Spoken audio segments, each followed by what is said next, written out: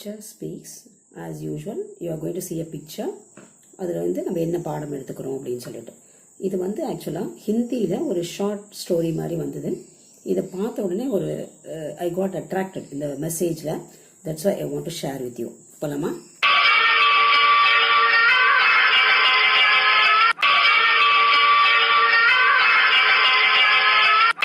ஒரு அழகான பெண் குழந்தை ஸ்கூல் யூனிஃபார்மில் போயிட்டுருக்கா. அவரோட ஸ்கர்ட் வந்து அந்த ஷார்ட்ஸுக்குள்ளே இதுவாக இருக்குது.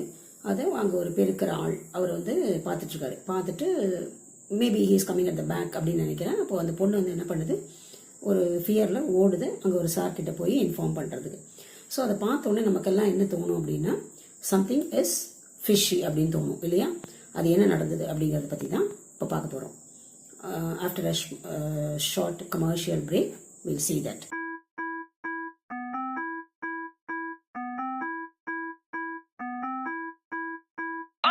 So beautiful, so elegant, looking like a. அது ஆக்சுவலாக அதை பார்த்த உடனே அந்த ஆள் வந்து பின்னாடியே சத்தம் போடுறாரு, ஆக்ஷன் காமிக்கிறாரு, பின்னாடி திரும்பி இப்படி பண்ணுறாரு. ஏன்னா அவரால் வாய் பேச முடியாது. ஸோ எல்லாம் பண்ணோடனே இந்த பொண்ணு திருப்பி கத்துறாரு. அந்த பொண்ணு வந்து ஒரு மாதிரி அந்த சவுண்ட் கொடுத்து அந்த பொண்ணு திருப்பி அதே மாதிரி ஆக்ஷன் பண்ணுறாரு, பின்னாடி திரும்பி காமிக்கிறாரு.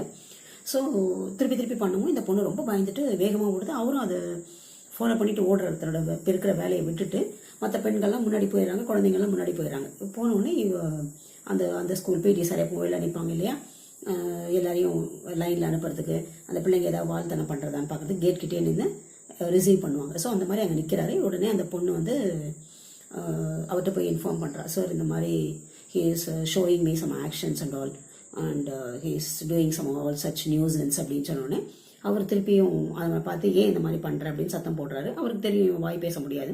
அவன் ஒன்று திருப்பி அவர்கிட்டையும் அதே மாதிரி ஆக்ஷன் பண்ணி காமிக்கிறான். உடனே என்ன இது, ஒரு குழந்தை ஸ்கூலுக்கு வர குழந்தை இப்படிலாம் பண்ணுறது, இது நியாயமா, இது தப்பு இல்லையா அப்படின்னோடனே அப்புறம் அவர் சொல்கிறாரு, திருப்பி பாருங்க, அந்த பொண்ணை திரும்பி நிற்க வச்சு பாருங்க அப்படின்னு சொல்லி ஆக்ஷன் காமிக்கிறாரு. காமிச்ச உடனே அவர் திருப்பி அந்த பொண்ணை திரும்புமா அப்படின்னு சொல்கிறாரு. திரும்பினோடனே பார்த்தா அந்த ஸ்கர்ட் வந்து அந்த ஷார்ட்ஸில் போய் இருக்குது, அவரோட ஷார்ட்ஸில். உடனே அதை வந்து சரியாக பண்ணிக்கோமா, அதை தான் அவர் சொல்லியிருக்காரு அப்படின்னோடனே அந்த பொண்ணு கையெடுத்து கும்பிட்டு சாரி அப்படின்னு சொல்லிட்டு போகுது. அவர் வந்து அதை சொல்கிறார், எனக்கு ஒரு சின்ன குழந்தை இருந்தா, பொண்ணு இருந்தால் எப்படி இருக்கும், அந்த மாதிரி தான் நான் உன்னை பார்க்குறேன் அப்படின்னு சொல்கிறார். ஸோ இந்த மாதிரி தான் நிறைய நம்ம வந்து தப்பான அசம்ஷனுக்கு வந்துடும். ஒரு நல்லவங்க ஏதாவது நமக்கு நல்லது செய்யணும்னு நினைக்கிறது கூட தப்பாக வந்து நம்ம எடுத்துக்கிறோம். அது வந்து நம்மளுடைய வே ஆஃப் இந்த இது வந்து சில நேரங்களில் அசம்ஷன் வந்து தப்பாகுது அப்படிங்கிறதுக்கு தான். ஸோ யாராக இருந்தாலும் அந்த உருவு கண்டு எல்லாமே வேண்டும் அப்படின்னு வள்ளுவர் சொல்லியிருக்கார் இல்லையா?